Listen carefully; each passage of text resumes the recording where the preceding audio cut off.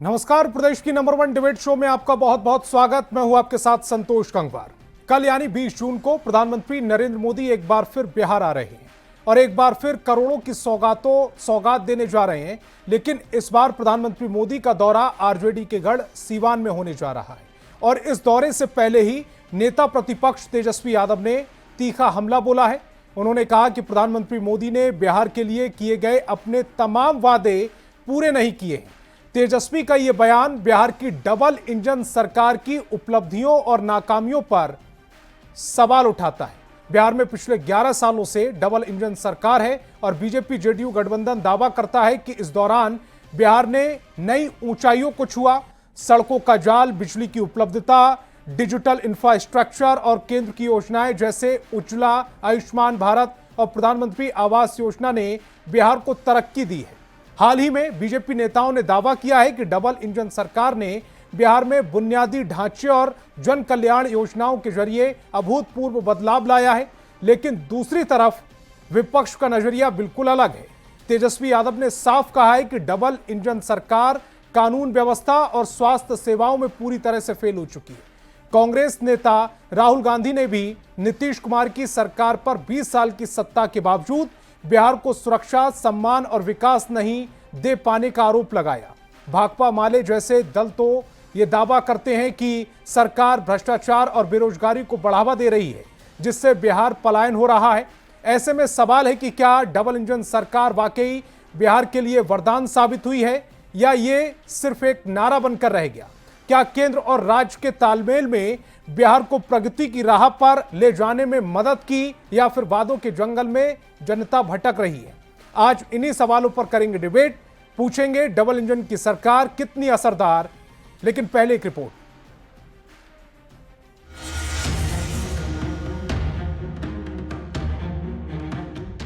प्रधानमंत्री नरेंद्र मोदी एक बार फिर बिहार दौरे पर आ रहे हैं। अपने चौथे बिहार दौरे पर पीएम सीवान की धरती से बिहार को करीब 10,000 करोड़ से ज्यादा की योजनाओं की सौगात देंगे। एनडीए पीएम मोदी की सभा को भव्य बनाने में जुटा हुआ है, पर प्रधानमंत्री के दौरे से ठीक एक दिन पहले नेता प्रतिपक्ष ने उनके दौरे पर सवाल उठाए हैं। अगर वो अपने खुद के ही भाषणों को 200 भाषणों को देखेंगे तो उनको बिहार आने में शर्म लगे। आप कहते थे चीनी का मिल चालू करा देंगे, उसी चीनी का चाय पिएंगे। ऐसे सैकड़ों वादे हैं। तेजस्वी यादव का बयान आते ही एनडीए की तरफ से पलटवार हुआ। जेडीयू के मुख्य प्रवक्ता नीरज कुमार पटना एयरपोर्ट से लेकर तेजस्वी के विधानसभा क्षेत्र राघोपुर तक विकास की तस्वीर दिखाने लगे। शर्म भी शर्मसार हो जाता है। अभी कोलकाता से पटना एयरपोर्ट उतरे और उस एयरपोर्ट में अपना चेहरा देखा ना, मार्बल में ऐनक की जरूरत नहीं पड़ी होगी। साथ ही साथ वो मीठापुर का इलाका पटना का, जिसको आप लोगों ने दुर्गंध का क्षेत्र बना दिया था, वहां शैक्षणिक हब है। तो बीजेपी ने तंज कसते हुए कहा कि तेजस्वी को अपने परिवार के घोटाले के आगे कहां कुछ दिखता है। नेता प्रतिपक्ष को कुछ दिखाई पड़ता है, उनको दिखाई पड़ता है उनके पिताजी के समय का जंगल राज, अपहरण उद्योग, अपराध और अपराधियों को सत्ता का संरक्षण, जमीन लिखाओ नौकरी दो, यही सब उनको दिखाई पड़ता है और कुछ दिखाई पड़ता है। प्रधानमंत्री नरेंद्र मोदी जब भी बिहार आते हैं हजारों करोड़ की सौगात देकर जाते हैं, पर तेजस्वी यादव का आरोप है कि पीएम ने बिहार के लिए कुछ किया ही नहीं। तो एनडीए विकास की लिस्ट लेकर तेजस्वी पर पलटवार कर रहा है। पटना से संवाददाता अमित कुमार के साथ ब्यूरो रिपोर्ट, न्यूज़ 18। तो डिबेट की शुरुआत करें उससे पहले आज के सवालों पर आते हैं। आज बहस बिहार की में हम पूछेंगे डबल इंजन की सरकार कितनी असरदार। प्रधानमंत्री मोदी के दौरे पर सियासत क्यों हो रही है? आरजेडी के गढ़ में प्रधानमंत्री का दौरा, विपक्ष परेशान क्यों है? क्या जनता को पसंद है मोदी नीतीश की जोड़ी? मोदी के दौरे का कितना असर चुनाव पर पड़ेगा? सवाल जवाब का सिलसिला शुरू करें उससे पहले मेहमानों से आपका परिचय करा देते हैं। सत्ता पक्ष से हमारे साथ जेडीयू प्रवक्ता परिमिल कुमार और बीजेपी प्रवक्ता पीयूष शर्मा जी जुड़ रहे हैं, तो वहीं विपक्ष से आरजेडी प्रवक्ता ऋषि मिश्रा और कांग्रेस प्रवक्ता ज्ञान रंजन जी जुड़ रहे हैं। सभी मेहमानों का बहुत बहुत स्वागत। मेरा पहला सवाल ऋषि जी आपसे है। प्रधानमंत्री मोदी एक बार फिर बिहार आ रहे हैं, लेकिन इस बार आरजेडी के गढ़ सीवान में आ रहे हैं और 10,000 करोड़ से ज्यादा की सौगात देंगे। 51,000 प्रधानमंत्री आवास योजना की पहली किस्त जारी करेंगे। 6,648 लाभुकों को उनके नए घर की चाबी सौंपी जाएगी। कुल 3,132 करोड़ की योजनाओं का शिलान्यास और 2,229 करोड़ की योजनाओं का उद्घाटन करेंगे। क्या यह सब विकास नहीं है? तेजस्वी यादव को प्रधानमंत्री मोदी का आना चुनावी शगुफा क्यों लग रहा है?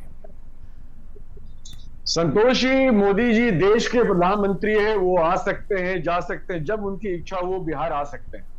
सवाल मेरा आपसे भी होगा संतोष जी, डबल इंजन की आप जब बात करते हैं, डबल इंजन की सरकार, तो हम लोगों को पहले सोचना चाहिए कि हमारा देश जो है ना फेडरलिस्ट। आवाज चली गई, कुछ भी सुनाई नहीं दे रहा ऋषि जी क्या। ऋषि जी, आपसे कनेक्शन हमारा टूटा है, दोबारा से साधने की कोशिश करेंगे। तब तक ज्ञान रंजन जी आप मेरे सवाल का जवाब दीजिएगा। इतनी सब कुछ घोषणाएं, उद्घाटन और शिलान्यास होने जा रहे हैं, क्या मतलब इसका क्या मतलब है? आगे जिन प्रदेशों में भारतीय जनता पार्टी की सरकार नहीं है, क्या इस देश में वहां पर कोई काम नहीं होगा? ये मेरा सवाल फेडरल स्ट्रक्चर पर है, जो बार बार बोलते हैं ना डबल इंजन की सरकार, डबल इंजन की सरकार, क्या मतलब है डबल इंजन की सरकार से? और दूसरी बात, ऋषि जी आपसे कनेक्शन मेरा टूट रहा है, आपकी आवाज टूट टूट कर आ रही है मेरे पास और दर्शकों के पास भी। एक बार आप अपना कनेक्शन जरा चेक करिएगा। मेरी टीम से भी मैं बोलता हूं, जरा ऋषि जी का कनेक्शन एक बार ठीक से चेक करिएगा। तब तक ज्ञान रंजन जी मेरे सवाल का आप जवाब दीजिए। लाखों करोड़ का इंडस्ट्रीज दे रहे, सवाल यह है कि बिहार के साथ ऐसा अन्याय क्यों? मोदी जी आते थे, 2014 में आए थे, उन्होंने कहा था मोतिहारी में कि यहां पर चीनी मिल का अगली बार आऊंगा, इसी चीनी मिल का चीनी का मैं चाय पीऊंगा। क्या हुआ उस चीनी मिल का? कोई बात नहीं करते। इंडस्ट्रीज के बारे में आप कोई बात नहीं करते। रोजगार का क्या हुआ? बिहार के युवाओं का रोजगार के लिए क्या कर रहे हैं? पलायन जो सबसे बड़ा मुद्दा है, उसके लिए आप क्या करते हैं? ट्रेन खोल देते हैं कि हम आपको बढ़िया ट्रेन दे रहे हैं बाबू, युवा लोग तुम लोग जाओ और जाके गुजरात में हमरे राज्य में जाके काम करो। और क्या करते हैं हमारे मोदी जी? इंडस्ट्रीज कितना दिया? लालू जी इंडस्ट्री मिनिस्टर थे, ये रेलवे मिनिस्टर थे, 4 इंडस्ट्रीज लालू यादव ने अपने समय में दिया था बिहार को। उसके बाद एक भी सरकारी इन्वेस्टमेंट आप बताइए बिहार में जो इंडस्ट्री में आया हो। 11 साल से आज भारतीय जनता पार्टी की सरकार है केंद्र में, क्या दिया यहां पर इंडस्ट्री के रूप में जिससे कि सबका विकास होता है?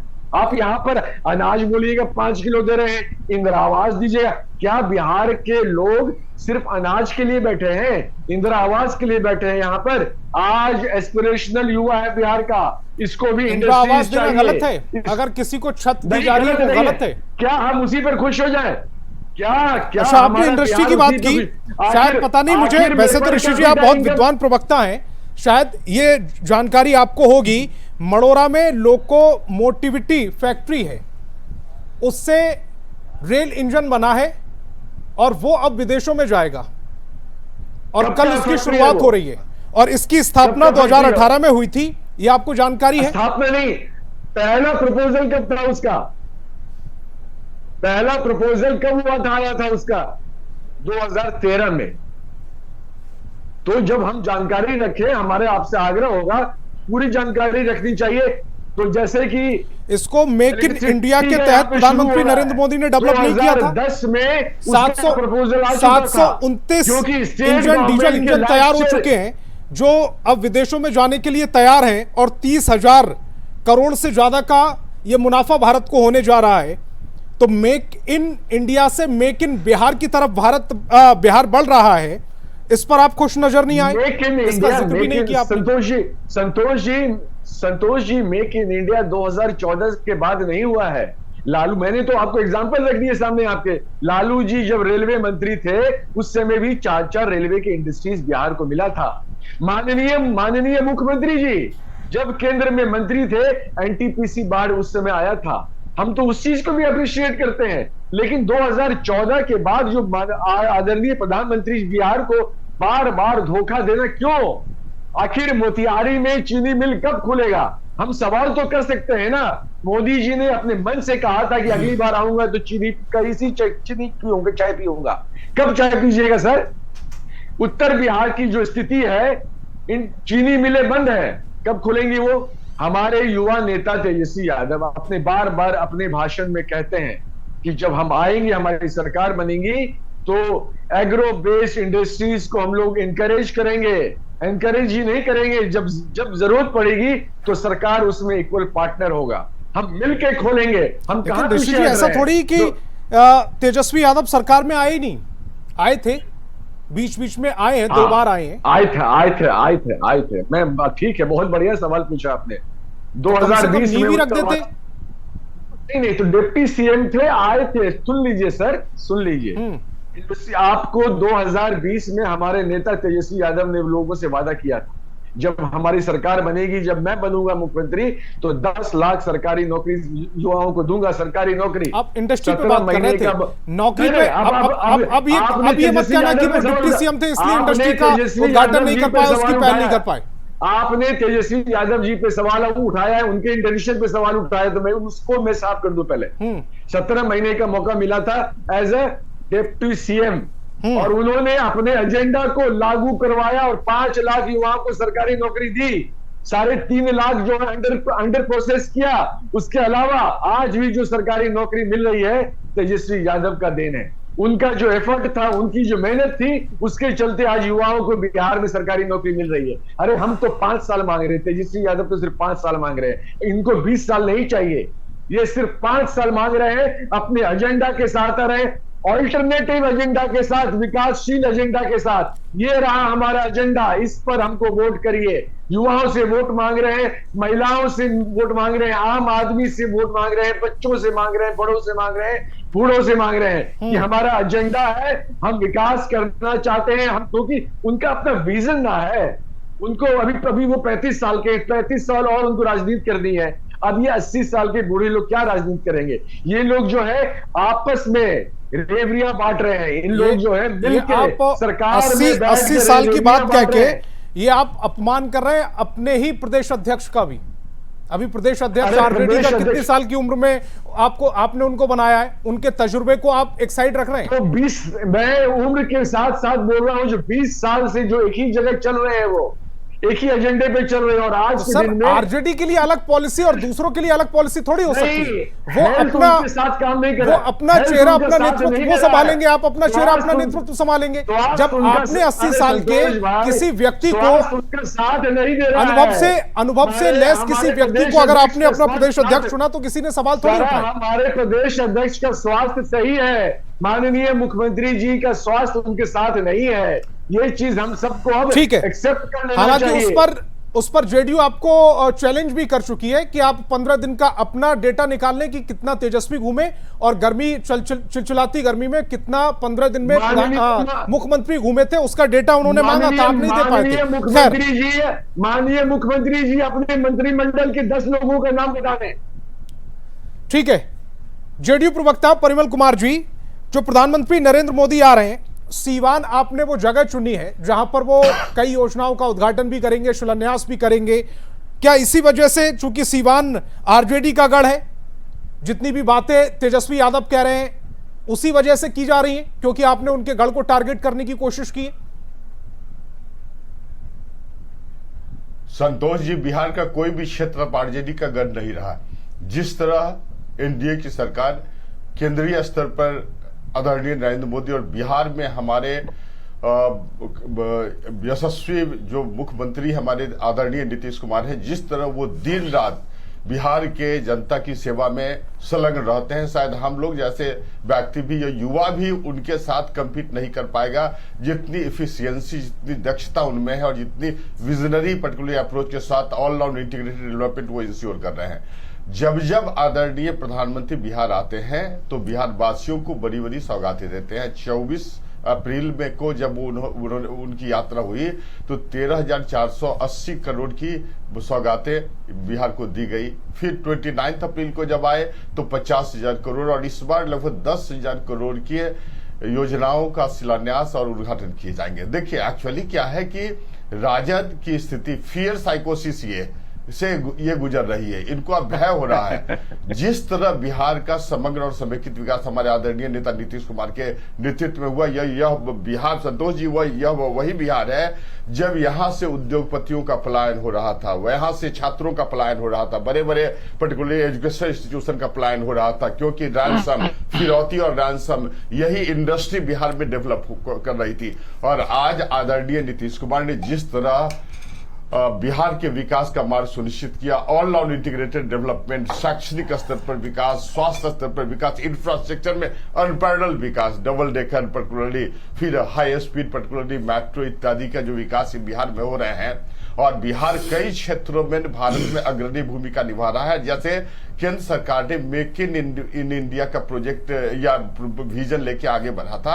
अब देखिए बिहार में तो मेक इन बिहार का प्रोजेक्ट, अभी आपने चर्चा भी की कि now Bihar is in the position to conduct large scale export. अब जब बिहार में एक्सपोर्ट होने लगेगा, अभी समझिए कि रोस्तोव एक वैज्ञानिक है जिन्होंने सोशियो इकोनॉमिक डेवलपमेंट का मॉडल दिया था। 5 अवस्थाओं की उन्होंने चर्चा की, traditional stage, pre take off stage, take off stage, then mature stage and 5th stage is stage of mass consumption. तो बिहार आप यदि ध्यान से देखें 2005 के पहले बिहार ट्रेडिशनल स्टेट में था। यहां जाति के आधार पर, धर्म के आधार पर बड़े पैमाने पर नरसंहार होते थे और state sponsored crime, basically ransom, kidnapping, rape इत्यादि की घटना, मतलब कई घटनाएं ऐसी होती थी आपको फील होगा कि स्टेट स्पॉन्सर्ड ये रेप है। तो उससे निजात सबसे पहले हमारे आदरणीय नेता नीतीश कुमार ने बिहार को, नेगेटिव जा चुके बिहार को पहले स्तर पर ला और उसके बाद बिहार ने जो प्रगति की रफ्तार पकड़ ली। अभी देखिए बिहार के इकोनॉमी 3rd फास्टेस्ट ग्रोइंग की इकोनॉमी है।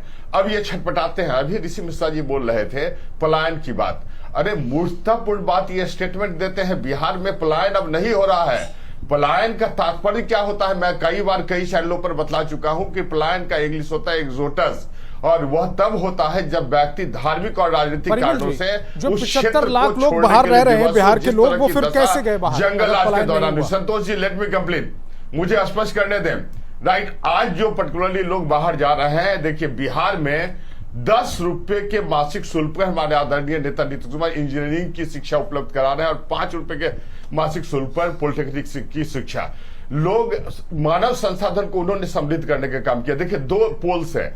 लालू जी ने बिहार के युवा संसाधन को लाठी भांजने में ट्रेन करने का काम किया और लोग क्रिमिनल माइंडेड बनने लगे, जबकि हमारे आदरणीय नेता ने शिक्षा का संवर्धन करके एक ऐसा माहौल बनाया कि विश्व स्तर पर बिहार के युवाओं की मांग बढ़ रही है और लोग, जो भी लोग बाहर जा रहे हैं वो इच्छा से बेहतर पर्टिकुलरली अपॉर्चुनिटी के लिए वो बाहर जा रहे हैं, न कि जंगल राज जैसा प्रताड़ित होकर अपने परिवार को सुरक्षा सुनिश्चित करने के लिए कई लोग बिहार चले गए। तस्वीरें वो आप शायद तमिलनाडु की तस्वीरें, गुजरात की तस्वीरें, हरियाणा की तस्वीरें वो शायद देखते नहीं है, पंजाब की तस्वीरें जहां पर बिहार के लोगों के साथ बदतमीजी होती है, बदसलूकी होती है, वो तस्वीरें शायद आप उधर पीट कर लेते हैं। नहीं, मैं बतला दूं, कोई तो नहीं, लोअर क्लास बिहार के लोग हैं ना। पूरे सिस्टम को देखें। कभी कभी विपक्षी दल, देखिए बहुत स्पष्ट मैं कर दूं, कभी कभी विपक्षी दल यह प्रश्न उठाती है कि बिहार में क्राइम बढ़ रहा है। मैं कहता हूं कि आदरणीय नीतीश कुमार एकमात्र क्राइम की बात ही नहीं कर रहा सर, मैं पलायन की बात कर रहा हूं। आपने पलायन से आप क्राइम पर चले गए। रहकर सामाजिक सुधार कार्यक्रम प्रारंभ किया। नहीं, लेट मी कंप्लीट ना, कि जिन्होंने सिस्टम में रहकर सामाजिक सुधार कार्यक्रम, और अगर पलायन नहीं हो रहा है तो पलायन की बात क्या, जब चिराग पासवान करते तो वो राजनीति करते हैं, ये भी स्पष्ट कीजिएगा जो बनाए गए, ये बतलाएं। जब चिराग पासवान पलायन की बात करते हैं, फर्स्ट बिहारी की बात करते हैं वो, तो क्या वो भी राजनीति कर रहे हैं? देखिए बिहार तो ऑलरेडी आदरणीय नीतीश कुमार के शासनकाल में विकास के उच्च स्तर पर चला गया है। चाह के भी कोई आरजेडी और कांग्रेस जैसी पार्टियां बिहार के युवाओं को बरगला नहीं पाती। अभी आपने सुना होगा ना कि राहुल गांधी जो एक्चुअली संजीव मुखिया से मिले, आखिर इनको स्पष्ट करना चाहिए देखिए एक्चुअली ये कांग्रेस, ये राजद है जो बार बार बिहार में शराबबंदी कानून के फेल होने की बात करती है, और राजद के जिलाध्यक्ष भागलपुर के शराब पीकर दंगा डांस करते हैं। तो बैठे रहिए, बार बार तेजस्वी यादव जी आप कभी इधर चले जाते, कभी शराब पर चले जाते। पूरा वक्त है हमारे पास, आप एक टॉपिक को सेलेक्ट कीजिएगा और उस पर अपनी बात को रखिएगा। शराब निर्माण कंपनियों की थी, लोगों ने, संतोष जी ये लोग समाज को विकृत करने के लिए क्या प्रयास कर रहे हैं। ठीक है सर, बिहार के लोग बिहार स्टेटमेंट में विकास उन के पर नहीं आगे मांग रहा हूं सर, मैंने जो सवाल पूछा आप उसको गुमराह कर गए, और इस बार भी उसको आप नजरअंदाज कर गए। ठीक है ज्ञान रंजन जी, जल्दी से अपनी बात को रखिएगा और ये भी रखिएगा जब हम आज बिहार में आज एक मिनट सर, परमिल जी ज्ञान रंजन जी से सवाल पूछ रहा हूं। परमिल जी मैं ज्ञान रंजन जी से सवाल पूछ रहा हूं। राजद ने फुल फ्लेज उसमें पर्टिकुलर इम्पिटस दिया। परमिल जी आपको सुनाई दे रहा है, मेरी आवाज सुनाई दे रही है आपको? मेरा सवाल ज्ञान रंजन जी से है, मेरा ज्ञान रंजन जी से सवाल है। ज्ञान रंजन जी, जब आज के टाइम में बिहार में रेल इंजन बन रहे हैं, उनके निर्यात की बात चल रही है, फिर भी हम कह रहे हैं कि इंडस्ट्रीज उस तरह से नहीं आई है बिहार में, विकास उस तरह से नहीं हुआ है। अच्छा संतोष जी, बचपन में जब समर वेकेशन होता था तो जब हम नानी जी के घर जाते थे तो नानी एक कहानी सुनाती थी। स्टूडियो की आवाज को बढ़ाना जरा। होता था ना कि मन लगाने जी, कहानी सुनाते थे कि मन लगता था कि जैसे कि एक शिकारी आएगा, जाल बिछाएगा, दाना फेंकेगा, अरे क्या क्या बात कर रहे हैं परमिल जी, ये गलत आदत है। परमिल जी एक शब्द नहीं बोला, रोक रहे हैं, मैं उठ के चला जाऊंगा। क्या परिमल जी, मैं बोलने दीजिए। परमिल जी गलत, परमिल जी गलत बात है, आप अपने समय पर बोले, आप दूसरे के समय में डिस्टर्ब नहीं करेंगे। आप दोनों एक ही स्टूडियो में बैठे हुए, आपकी आवाज भी मैं बंद नहीं कर सकता। आदमी है, प्रोफेसर आदमी है, आप अपनी बात को रखिएगा जल्दी। प्रोफेसर आदमी है, उसके बाद इस तरह की ठीक है ज्ञान रंजन जी, मेरी बात का जवाब पर्सनल देखिए। मैं जी हाँ, मैं ये कह रहा हूं कि जब हम बचपन में कहानी सुनते थे, सुनाया जाता था कि एक शिकारी आएगा, जाल बिछाएगा, दाना डालेगा, लेकिन जाल में नहीं फंसने का। वही कहानी रिपीट हो रही है। बिहार की जनता, माननीय मुख्यमंत्री ने, नीतीश कुमार जी ने पूरे पब्लिक पटना यूनिवर्सिटी के 100वें साल पे प्रधानमंत्री जी के सामने, पूरे बिहार वासियों के सामने एक रिक्वेस्ट करा था, ओपन रिक्वेस्ट था कि कम से कम पटना यूनिवर्सिटी को केंद्रीय यूनिवर्सिटी का दर्जा दे दीजिए। लेकिन शिकारी आएगा, जाल बिछाएगा, दाना खाएगा नहीं। क्या कर रहे परिमल, बोलने दीजिए। संतोष जी, मैंने फालतू में इनकी बात नहीं सुनने के लिए मैं आया। परिमल जी मैंने इतना अपने समय पर परिमल जी आपको क्या इस डिबेट को अखाड़ा ना बनाए तो ज्यादा बेहतर है। परिमल जी अपने समय पर सुना, आप भी तो बोल रहे थे, मैं भी तो टोक सकता था। आप सरकार के प्रवक्ता हैं इस समय, आपकी जिम्मेदारी दोहरी है विपक्ष के मुकाबले। कैसी दम, ज्ञान रंजन जी, मेरे सवाल का जवाब। सरकार अंधी गूंगी बहरी है, ऐसे ये लोग आ गए हैं, पढ़े लिखे प्रोफेसर, उसके बाद ऐसी बिहेव कर रहे हैं, क्या मैसेज जाएगा? देखिए संतोष जी, मैं सीधा सीधा कहता हूं, बिहार की छोटी सी मांग, माननीय मुख्यमंत्री ने आम जनता के सामने से रिक्वेस्ट किया था कि पटना यूनिवर्सिटी को केंद्रीय यूनिवर्सिटी के दर्जा क्यों नहीं दिया गया। और यही कारण है कि समर टूरिज्म बना के प्रधानमंत्री जी आ रहे हैं और फिर दाना बिछा रहे हैं। लेकिन बिहार की जनता बहुत समझदार है और बिहार की जनता जान गई है कि ये शिकारी जुमलेबाज के रूप में फिर से दाना डालेगी। लेकिन बिहार की जनता इंडिया गठबंधन की तरफ आंख उठा के देख रही है, क्योंकि वो जान गई है यूनिवर्सिटी की बात की, इसलिए मैं डेटा रख रहा हूं। आपने केंद्रीय यूनिवर्सिटी की बात की, इसलिए मैं डेटा रखा हूं। कंप्लीट करने दीजिए ना, शिक्षा से संबंधित। उसके बाद आपने किसी को नहीं टोका, मैं उसके बाद आपका रिएक्शन ले रहा हूं। प्लीज, आपने जिस बात को रखा है उसी का डेटा रख रहा हूं मैं, उसके बाद आपका रिएक्शन ले रहा हूं मैं। यार 41,411 नए स्कूलों की स्थापना हुई। इसके अलावा मुफ्त में किताबें, साइकिल, वर्दी, पोषण आहार प्रदान करे जा रहे हैं बच्चों को। मदरसों को मान्यता दी गई है। शिक्षकों का वेतन सरकारी शिक्षकों के बराबर किया गया। 38 केंद्रीय विश्वविद्यालयों में मुफ्त वाईफाई की सुविधा दी गई। ये एजुकेशन से रिलेटेड ही था। कौशल विकास योजना। अरे बुला के आप बदतमीजी कर रहे हैं, क्या आप कर रहे हैं संतोष जी? आप किसी को नहीं चिल्ला रहे हैं, सबको बोलने दिए बिना डिस्टर्ब किए हुए। चिल्ला किस पे रहे हैं आप? इसलिए चिल्ला रहे कि सबको आपने टाइम दिया बोलने के लिए। मैं बोल रहा हूं आप अगर किसी टॉपिक को उठा रहे हैं उस पर मैं डेटा रख रहा हूं तो आप इतना बौखला क्यों जा रहे हैं? परमिल जी, सरकार की तरफ से, परमिल जी, मुझे माफी के साथ आपकी आवाज को बंद करना पड़ेगा। लगातार फ्री परमिल जी, अरे क्या अपने समय पर आप अपनी बात को रखिएगा। नंबर 1 है। अरे पागल उगल है क्या ये? दम दम जदयू के जैसा पगला गया है सब सरकार वाला। नहीं, हम लोग विकास चाहते हैं। अरे परमिल जी, ये बदतमीजी मेरी डिबेट में नहीं। परमिल जी, ये बदतमीजी मेरी डिबेट में नहीं। लालू जी, ये सब झूठा परमिल जी, ये बदतमीजी मेरी डिबेट में नहीं। महत्वपूर्ण पटना स्टूडियो में एक बार मेरी टीम बात करे, पहले परमिल जी से बात कर ले, उसके बाद उनको स्क्रीन पर लेकर आए। तब तक बीजेपी प्रवक्ता का रुख करता हूं। पटना स्टूडियो की आवाज कम, एक बार परमिल जी से बात कर लीजिएगा। सलीके से डिबेट करनी है सर मेरे साथ, तब डिबेट कीजिएगा। आ रहा हूं ज्ञान रंजन जी, मैं जा रहा हूं संतोष जी, कोई मतलब सर मुझे धमकाइएगा नहीं, बात नहीं रखने दे। मैं पहले भी कह चुका हूं सर, मुझे धमकाइएगा नहीं। हम अब किसी को बात नहीं रखने देंगे, मैं धमका नहीं रहता। मैं परमिल जी से रिक्वेस्ट कर रहा हूं ना, आपके आजू बाजू बैठे हुए हैं। बिहार के लोगों और मेरी टीम एक बार जरा परमिल जी से बात कर ले, समस्या क्या है इनकी। तब तक बीजेपी प्रवक्ता मैं आपका रुख कर रहा हूं। सुन ही नहीं रहा है, मैं तो बोल ही रहा हूं, सुन नहीं रहा है। मैं किसी को अब नहीं बोलने दूंगा। सबकी आवाज कम, ये बदतमीजी मेरी डिबेट में नहीं। बीजेपी प्रवक्ता ये बिल्कुल शोषण कर रहे हैं। संतोष जी का टीवी डिबेट शोषण का है, पर विपक्ष के लोगों को बोलने नहीं दे रहे हैं। ये साजिश के तहत हम लोग सर मुझ पर आरोप लगाने से कोई फायदा नहीं है। ये गलत कर रहे हैं सर, मुझ पर आरोप लगाने से कोई फायदा नहीं है। आप आजू बाजू बैठकर पूरी डिबेट को खराब कर रहे हैं, क्योंकि आप कंट्रोल नहीं कर पा रहे हैं। सर मैं यहां से बैठ के संतोष जी, मैं यहां से बैठकर उनको कैसे कंट्रोल करूंगा? समय पे आपको गाना गाने आ रहा है, ये समय खराब करने की। कंट्रोल मैं इनको कुछ बोलूं? आपके गेस्ट हैं, मेरे गेस्ट नहीं है। मैं सर मेरी आवाज को सुन पा रहे हैं ज्ञान रंजन जी? मैं कैसे बोल सकता हूं इनको कुछ? ज्ञान रंजन जी, मेरी आवाज सुन पा रहे हैं आप? मेरी आवाज को मुझे बोलने दिया, मेरी बात को रखने दिया जाए पहले प्लीज। मैं अपनी बात को रखना चाहता हूं, आपने मुझे बुलाया है। अपनी बात को रखिएगा, परमिल जी बीच में डिस्टर्ब मत करिएगा। दोबारा से मेरी डिबेट में इस तरह की हरकत नहीं कीजिएगा परमिल जी, जल्दी से। पढ़े लिखे प्रोफेसर आदमी। अरे सर आप टॉपिक पर बात कीजिएगा ना। देखिए संतोष जी, अरे मैं कर ही रहा हूं संतोष जी, पहले उंगली कर देते हैं, फिर भड़का रहे हैं, फिर बोल रहे हैं कि टॉपिक पे बात कीजिए। देखिए संतोष जी, ये बदतमीजी मेरे साथ नहीं। ज्ञान रंजन जी, ये बदतमीजी, सबसे पहले मेरी बात को सुनिएगा। इस लहजे में मुझसे बात मत कीजिएगा। सलीके से बात को रखना है, बात रखिए अपनी, नहीं रखना है आप जा सकते हैं। मैंने आपको टॉपिक पर बात रखने के लिए बोला है, यहां किसी का अपमान करने के लिए नहीं बुलाया। टॉपिक पर बात रखिएगा। मैं टॉपिक से कहां भटका? अभी मैं बोल रहा हूं, ठीक है, टॉपिक पर बात रखिएगा। देखिए संतोष जी डिबेट को समझिए। बार बार ये बिहार की जनता को, अभी भारतीय जनता पार्टी ने कुछ दिन पहले एक प्रोग्राम लॉन्च किया था कि अप्रवासी भारतीयों के पास जाना है, जिसके आंकड़े 2,75,00,000 है। समझे? इन लोगों ने आंकड़े जारी किया था, हम लोगों ने नहीं। कि 150 पदाधिकारी जाएंगे और उनको समझाएंगे कि आइए बिहार आके वोट दीजिए। ये कह रहे हैं कि पलायन नहीं है। दूसरी तरफ आवास की बात कर रहे हो ना, परसों का न्यूज है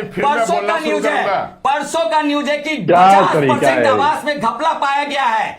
50% परसों का न्यूज है, हिंदुस्तान पेपर का, आप सुन लीजिएगा। 50% आवास आवंटन में गड़बड़ पाया गया है। और जब हमने विपक्ष ने इसका आवाज उठाया तो जांच की बात करी गई है, क्योंकि वो आवास गरीबों का था जिसको इन लोगों ने मैनिपुलेट कर दिया। और यही आवास है जिस कह रहे हो ना कि वो आएंगे, बजट पास होगा, ये सब दिखावे की चीज है। इसीलिए मैंने कहा कि बचपन में एक कहानी सुनाई जाती थी कि शिकारी आएगा, जाल बिछाएगा, दाना डालेगा, लेकिन हमको नहीं फंसना है। और इंडिया गठबंधन ने इस बात को पुख्ते तरीके से बिहार की जनता को समझा दिया है। और यही नहीं, बिहार की जनता इतनी जागरूक हो गई है कि पिछली बार आपने देखा था ना कैसे कुर्सियां खाली रह गई थी, इस बार भी वही आलम होगा। और जिस तरह से बिहार को डबल इंजन की सरकार ने डबल स्पीड से सेंटिंग लाइन में भेज दिया है, बिहार की युवा इस पर बदला लेके रहेंगे। और यही नहीं, जिस पैमाने पे ये बात कर रहे हैं कि हम आंकड़े देते हैं, आंकड़े कितने दिए? मैं भी एक आंकड़ा देता हूं, आप देखोगे बिहार में सबसे ज्यादा क्राइम रेट है। क्या ये आंकड़े बिहार सरकार की है ना, ज्ञान रंजन की तो नहीं है? कि एनसीआरबी का डेटा है ना, क्राइम ज्यादा हो रहा है, किसके आगे डेटा की बात करता हूं। परमिल जी अपने समय पर, परमिल जी अपने समय पर, परमिल जी अपने समय पर, बदतमीजी नहीं। जो अपहरण होते थे 70% की कमी। पटना स्टूडियो की आवाज बिल्कुल बंद, पटना स्टूडियो की आवाज बिल्कुल बंद। बीजेपी प्रवक्ता अपनी बात को रखिएगा। संतोष जी आवाज आ रही है? हाँ जी बोलिएगा। संतोष जी, निश्चित रूप से डबल इंजन की सरकार द्वारा समन्वय के साथ बिहार में तीव्र रफ्तार के साथ विकास हो रही है। मैं उन आंकड़ों पर नहीं जाना चाहूंगा, सैकड़ों विकास के कार्य बिहार में डबल इंजन की सरकार के माध्यम से कराए जा रहे हैं। यह केवल बजट की बढ़ोतरी का ही नहीं है, सैकड़ों प्रोजेक्ट बिहार में आज लॉन्च हुए हैं। केंद्र की मोदी सरकार, बिहार के नीतीश कुमार जी दोनों के संयुक्त रूप से सैकड़ों प्रोजेक्ट काम चल रहे हैं। आप उन आंकड़ों को देखने का काम करें। ज्ञान रंजन जी बड़ी कहावत कहने का काम कर रहे थे। आज बिहार का विकास दर क्या है? आज बिहार का विकास दर 14.47% है, जो पूरे देश में तेलंगाना के बाद दूसरा स्थान है। आज बिहार की यही डबल इंजन की सरकार का कमाल है, यही डबल इंजन की सरकार का देन है। आज बिहार की प्रति व्यक्ति आय क्या है? ज्ञान रंजन जी कान खोलकर सुन लीजिए धैर्य के साथ, क्योंकि आपने जो बोला मैं सारी बातों को सुनने का काम किया हूं। पीयूष जी, आप ज्ञान रंजन जी को सुनाने के लिए आए या दर्शकों को बताने के लिए? नहीं, दर्शकों को बताने। तो दर्शकों को बताइए ना, ज्ञान रंजन जी को नाम लेकर क्यों टारगेट कर रहे हैं? अच्छा ठीक है संतोष जी, आज बिहार में प्रति व्यक्ति आय क्या है? बिहार का प्रति व्यक्ति आय आज 66,828 रुपए है, जो 2004-05 में लालू प्रसाद यादव जी के शासन काल में 6,6200 रुपए प्रति व्यक्ति आय थी, आज 66,828 रुपए है। संतोष जी, समझने की आवश्यकता है, जब केंद्र की मोदी सरकार और बिहार की नीतीश का डबल इंजन की सरकार देश बिहार में बनी, तो बिहार का जीडीपी का दर क्या गया? आज बिहार 2011-12 में बिहार का वो सवाल ये पूछ रहे हैं कि अगर 2,75,00,000 लोगों से आप संपर्क करके और उन्हें बिहार में वोट डालने के लिए कह रहे हैं, तो फिर ये डेटा कहां से आया आपके पास? और इतने लोग फिर पलायन करके गए ना बिहार से। संतोष जी, बिहार के अन्य राज्यों में यदि कोई सरकारी नौकरियां कर रहा हो, कोई रोजगार के काम कर रहा है, तो यह पलायन नहीं है। बिहार में तो आज बड़े पैमाने पर निवेशक आ रहे हैं, बड़े पैमाने पर उद्योगों का विस्तार हो रहा है। अब जीडीपी की बात को देखने का काम करें। आज हमारा बिहार का जीडीपी क्या है? 8.59 लाख करोड़ बिहार का जीडीपी है, जो 2011-12 से 3.5 गुना अधिक। 2011-12 में बिहार का जीडीपी कितना था? 2.47 लाख करोड़ बिहार का जीडीपी था। इतना ही नहीं संतोष जी, मैं आपको बता देना चाहता हूं, 2015-16 में बहुआयामी गरीबी दर 51.89% थी, आज वह गरीबी दर 18.13% हो चुकी है। यही डबल इंजन सरकार की देन है, जिसमें 2.25 करोड़ लोग गरीबी रेखा से बाहर निकले हैं। यही डबल इंजन की सरकार की देन है। 2005 के पहले बिहार में मैं शिक्षा के क्षेत्र में आता हूं, स्वास्थ्य के क्षेत्र में आता हूं, सड़कों के क्षेत्र में आता हूं। आज 50 से अधिक एक्सप्रेसवे का निर्माण केंद्र की मोदी सरकार द्वारा कराए जा रहे हैं। ठीक है। आज 2005 के पहले बिहार में मात्र 6 सरकारी मेडिकल कॉलेज थे, आज बिहार में वर्तमान में 12 मेडिकल कॉलेज हैं। यह डबल इंजन की सरकार का ही देन है। इसके साथ साथ देश के यशस्वी प्रधानमंत्री आदरणीय नरेंद्र मोदी जी जब कभी भी बिहार आते हैं, बिहार में कल सिवान में उनका 6ठा दौरा है, जब कभी भी बिहार आते हैं, बिहार में हजारों करोड़ की योजनाओं का शिलान्यास उद्घाटन करने आते हैं। अभी पिछली बार पटना में आए थे, पटना एयरपोर्ट का लोकार्पण किए, वहीं बिहटा के नए हवाई अड्डे का शिलान्यास करने का काम किया। जमुई में देश के प्रधानमंत्री आए तो 6640 करोड़ की योजना। जल्दी से अपनी बात को रखिएगा, उसके बाद ऋषि जी के पास जा रहा हूं मैं, जल्दी से शॉर्ट में थोड़ा। दरभंगा में आए तो एम्स का शिलान्यास करने आए, भागलपुर में आए तो 19वीं किस्त किसान सम्मान निधि के तहत 19वीं किस्त जारी करके देश के लगभग 10 करोड़ लोगों को किसान सम्मान निधि से सम्मान देने का काम किया। मधुबनी में 13,480 करोड़ की योजनाओं की आए तो 13,480 करोड़ की योजनाओं का सौगात देने का काम किए। विक्रमगंज में आए तो लगभग 50,000 करोड़ की योजनाओं की सौगात बिहार वासियों को ठीक है ऋषि जी। हम 2015 में एक मिनट संतोष जी, 2015 में जब यही देश के प्रधानमंत्री 1,25,000 डिबेट में हम सवालों के जवाब देते, ऐसा नहीं है कि सर जो हम रट के आए वो लगातार बोलते रहेंगे, है ना। ये एक गरिमा होती है कि सामने वाला 15 मिनट 20 मिनट कितनी टाइम सुनेगा। एक प्रवक्ता नाराज होकर चले गए। ऋषि जी, जितनी भी ये जो दावे किए जा रहे हैं सरकार की ओर से, प्रधानमंत्री आते हैं, करोड़ों करोड़ का जो शिलान्यास उद्घाटन होता है, इससे आप विकास की गिनती में क्यों नहीं रखते हैं? संतोष जी, मेरा आपसे आग्रह होगा कि आप एक बार पटना आइए और हमारे साथ बिहार घूमिए। अभी हमारे दोनों प्रवक्ता डेटा दे रहे थे और जनता दलियों के प्रवक्ता से मेरा आग्रह होगा कि कभी भी बीच में किसी को इंटरप्ट ना करें। अगर आप इंटरप्ट करिएगा तो फिर आपको नहीं बोलने दिया जाएगा। मेरा आपसे आग्रह होगा। परमिल जी मेरे साथ कई बार डिबेट कर चुके हैं, पता नहीं इस बार इन्होंने इस तरह का व्यवहार क्यों किया। की तरफ प्लीज, नहीं मैंने भी झेला हुआ है इनको, इनकी आदत रही है पीछे बोलने की। जनता दल यू के प्रवक्ता अभी ज्ञान दे रहे थे कि यहां से पलायन नहीं हो रहा है।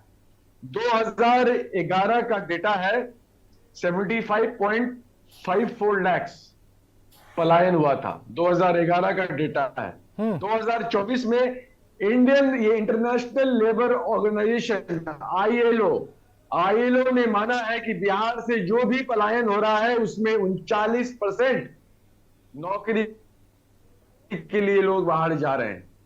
ये 2024 का मैं डेटा दे रहा हूं और ये लोग बार बार 2005 चले जाते हैं। मतलब 19 साल के बाद भी 39% लोग नौकरी के लिए बिहार से बाहर जा रहे हैं, ये भी फैक्ट है।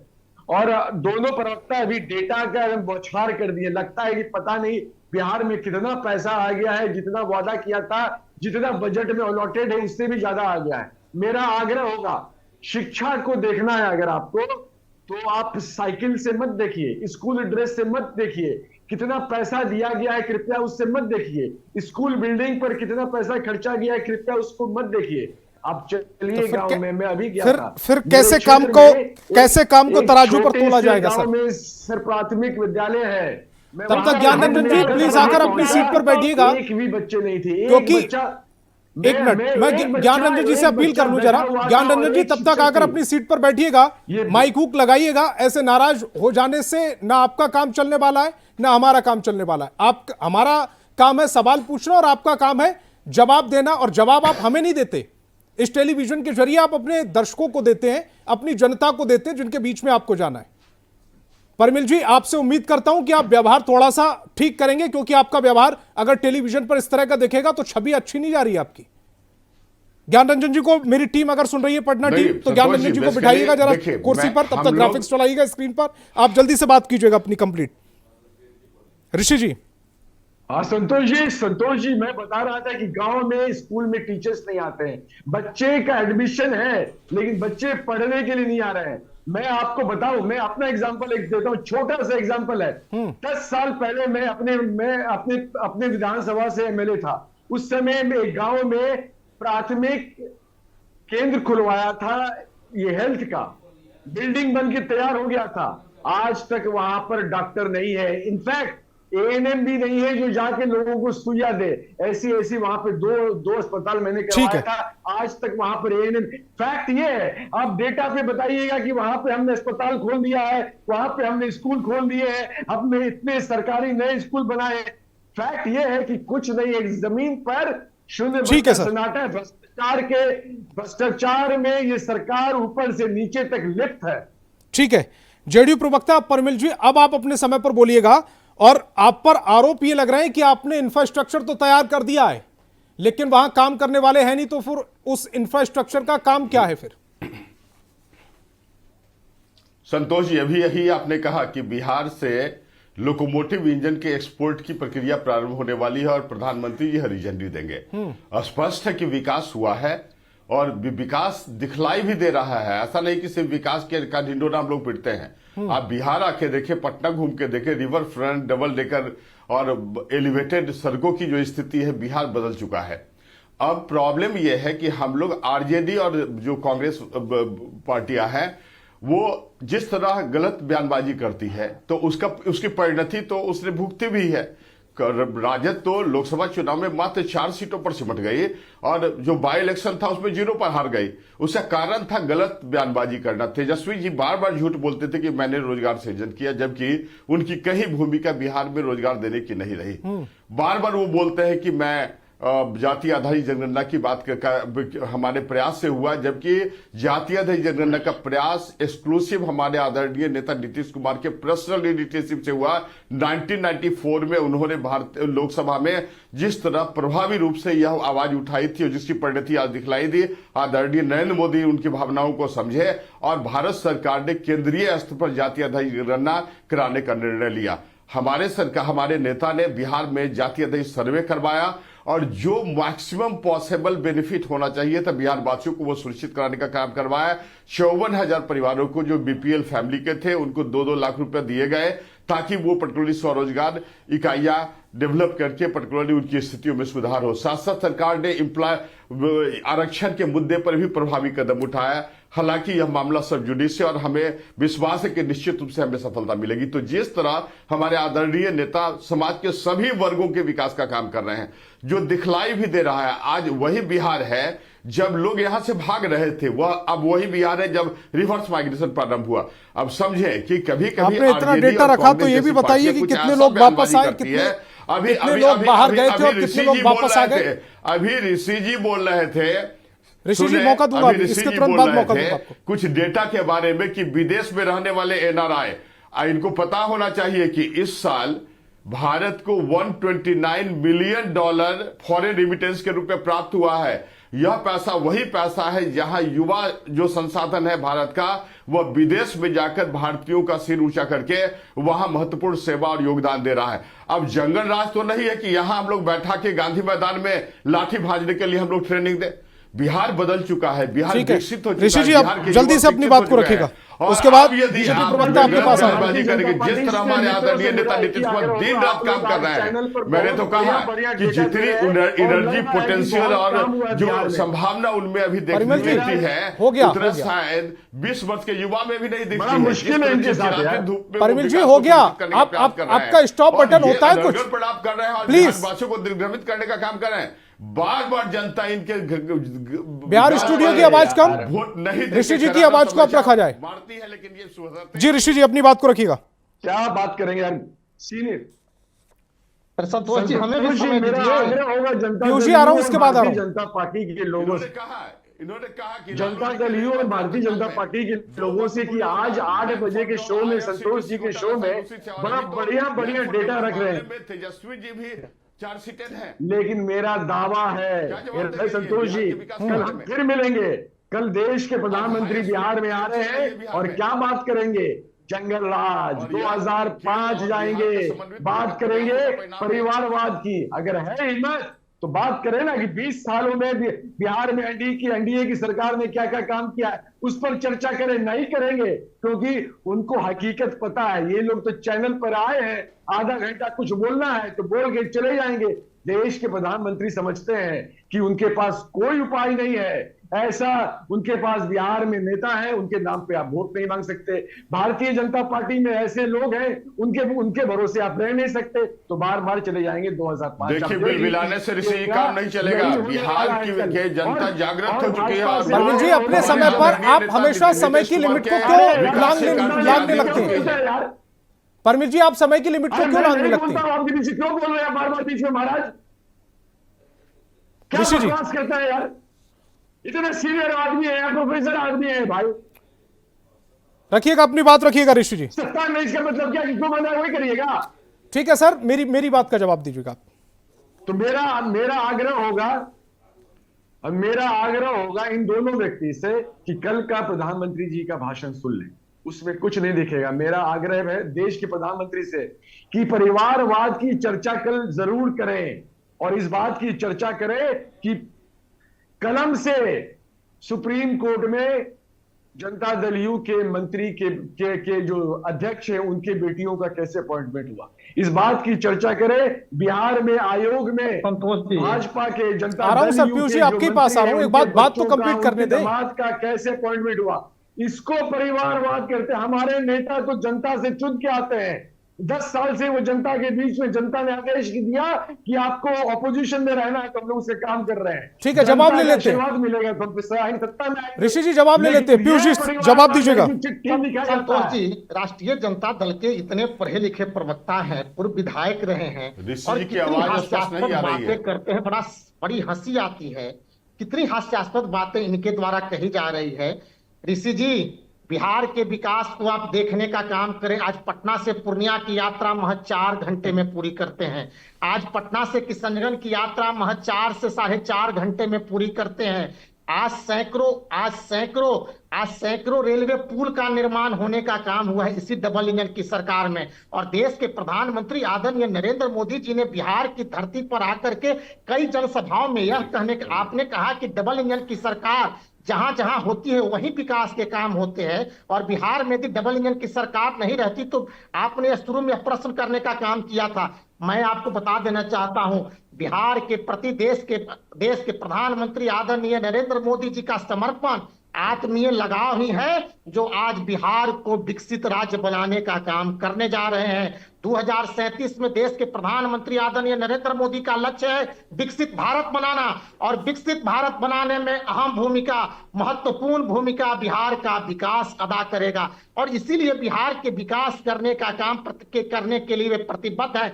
आपने स्वास्थ्य की चर्चा की, 10,000 से अधिक अस्पताल बनवाने का काम यदि कोई किया तो बिहार की डबल इंजन सरकार ने करने का काम किया। क्या होते थे आपके शासनकाल में ऋषि जी सर, क्या होते थे अस्पतालों की बेड पर कुत्ते बैठते थे। आज 39,000 से अधिक प्रति माह लोग सरकारी अस्पतालों में जाकर के मुफ्त में अपना इलाज करवाने का काम कर रहे हैं। आपके समय में 2005 के पहले आंकड़ा क्या था? 2005 के पहले आंकड़ा मात्र 39 था। आज 39,000 लोग हर माह जाकर के औसतन पूरे सरकारी अस्पतालों में जाकर के मुफ्त में अपना इलाज करवाने का काम करें। दवा वितरण के मामले में बिहार पूरे देश में प्रथम स्थान पे है। संतोष जी, इन्हें जानकारी ठीक का है, अभाव है। अरे कुछ कहना चाह रहे हैं ऋषि आपके जी? समय में केवल चरवाहा पीयूष जी, विद्यालय थे, आज 80,000 से अधिक विद्यालय पीयूष जी, खोलने समय का कम काम है। किया। एक प्रतिक्रिया उनसे ले लें, उसके बाद परमिल जी से प्रतिक्रिया ले लें, उसके बाद आता हूं आपके पास। मेरा आग्रह है जी, भारतीय जनता पार्टी की जो का निर्माण प्रवक्ता करने का काम है, किया, वो बात वो हमारी कर रहे सरकार ने थे करने का काम किया है। PMCH पर सरकार आज ने NH के मामले में 16,000 करोड़ प्रतिशत की खर्च वृद्धि किए हुई है, वह डबल इंजन सरकार की देन है। और उसी PMCH के गेट पर रेप पीड़िता बच्ची 4 घंटे उसको गेट के बाहर रखा गया और उसकी मौत हो गई। दलित की बेटी थी, उसका क्या, उसका जवाब कौन देगा? वही तो मैंने कहा है कि बार बार आप लोग चले जाते हैं 2005 में, अभी क्या हो रहा है उसका जवाब कौन देगा? देश के प्रधानमंत्री जी आ रहे हैं, अभी बिहार में क्या हो रहा है उसके बारे में उनको चर्चा करनी चाहिए। वो जो दलित की बेटी मरी थी उसके साथ क्यों अन्याय हुआ? और तो और हमारे उप मुख्यमंत्री उसके घर पर जाते हैं, बोलते हैं माँ बाप की कसम खाओ ऐसा हुआ था। ये तो हमारा उप मुख्यमंत्री है विजय सिन्हा, उसके वो जो पीड़ित बच्ची थी, दलित बेटी की थी, उसके माँ बाप से पूछते हैं तुम बाप का कसम खाओ, माँ का कसम खाओ कि ऐसा हुआ था। क्या बात करेंगे भारतीय जनता पार्टी? ठीक है परमिल जी, जवाब दीजिएगा जल्दी से। मजाक बना के रख दिया है यहाँ पर गवर्नेंस का। परमिल जी जवाब दीजिएगा। संतोष जी, कांग्रेस और आरजेडी की समस्या ये है कि बिहार की विकास इनको पसंद नहीं है। जब भारत के बजट में बिहार को बड़ी राशि आवंटित की जाती है बिहार के विकास को इंश्योर करने के लिए, तो राजद और कांग्रेस असहज हो जाती है। और कांग्रेस की बात ही अलग है। देखिए एक्चुअली क्या है कि कांग्रेस को बड़े राहुल गांधी जी संविधान की पुस्तकों को अपने साथ कैरी करते हैं, लेकिन संवैधानिक प्रावधानों को ही ये भूल जाते हैं। वे यह भी भूल जाते हैं कि बिहार एक सोवरेन स्टेट है, राइट, सोवरेन कंट्री है बेसिकली।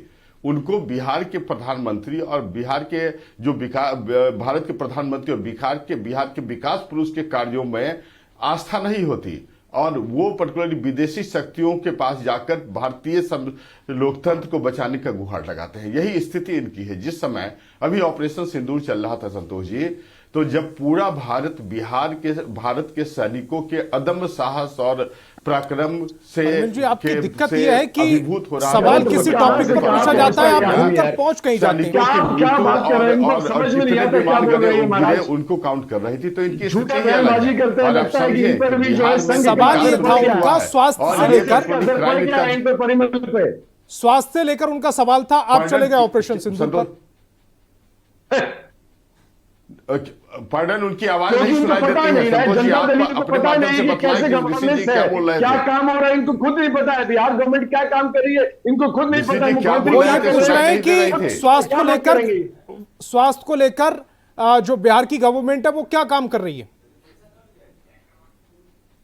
अरे आपको पता नहीं है, बिहार पूरे भारत में मुफ्त मेडिसिन उपलब्ध कराने के कंटेक्स्ट में नंबर 1 पर है। और स्वास्थ्य सुविधाओं में यह वही बिहार था जहां डिस्ट्रिक्ट हॉस्पिटल में मवेशियों को रखे जाते थे। और आप देखिए तो ठीक है, मेरे पास समय की कमी है। पीयूष जी जल्दी से अपना 1 मिनट में अपनी बात को रखिएगा, उसके बाद ऋषि जी 1 मिनट आपके पास। बेहतर चिकित्सा सुविधा प्राप्त करने के लिए वहां परमिल जी की आवाज कम, पीयूष जी की आवाज को अब कर दिया जाए। संतोष जी, समय कम है, 2 मिनट है मेरे पास। एक्चुअली जंगल राज के बाहर अभी आगे अरे ये बाहर नीतीश कुमार का विकसित बिहार है। यहाँ लोग विकासीय या पॉजिटिव बात सोचते हैं, नेगेटिविटी। परमिल जी आप पीयूष जी का समय खराब कर रहे हैं, ऋषि जी को मैं 1 मिनट दूंगा पूरा। कांग्रेस डफली बजाते रहे, बिहार की जनता हमारे आदरणीय नेता के विकास की प्रक्रियाओं के साथ अब के आदि हो चुकी है। और अब यदि गलतफहमी भी जितना गलत, परमिल जी की आवाज कम, पीयूष जी की आवाज को अब किया जाए जल्दी से, समय नहीं है मेरे पास। आप रिपरकशन होगा। कभी बिहार के लोग तरसते थे अच्छी सड़कों के लिए, यातायात की सुविधा के लिए। आज पूरे बिहार में यदि अच्छी सड़कों का, यातायात का सुगम व्यवस्था करने का काम किया तो हमारी डबल इंजन की सरकार ने करने का काम किया। आज पटना में मेट्रो की शुरुआत 15 अगस्त को होने जा रही है। यह किनकी देन है? यह डबल इंजन सरकार की देन है। आज जो भी ऋषि जी जल्दी से अपनी बात को रखिएगा, 30 सेकंड आपके पास।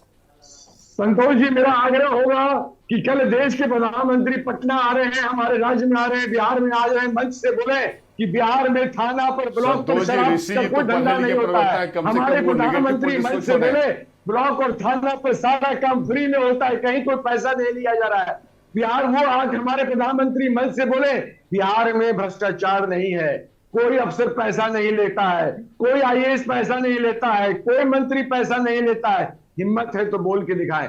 देश के प्रधानमंत्री मंच से बोले हमारी सरकार में परिवारवाद नहीं है, जहां पर 50%। ठीक है, समय की कमी है, इस डिबेट को यही रोकना पड़ेगा। तमाम मेहमान मेरे साथ जुड़े, आपका बहुत बहुत शुक्रिया। और कल प्रधानमंत्री नरेंद्र मोदी सीवान आ रहे हैं। सीवान दरअसल ही आरजेडी का गढ़ माना जाता है, और ऐसे में प्रधानमंत्री नरेंद्र मोदी का वहां जाकर हुंकार भरना, कई सियासी मायने भी इसके निकाले जा रहे हैं। बहस बिहार की में फिलहाल इतना ही, आगे देखिए खबर तो समझिए।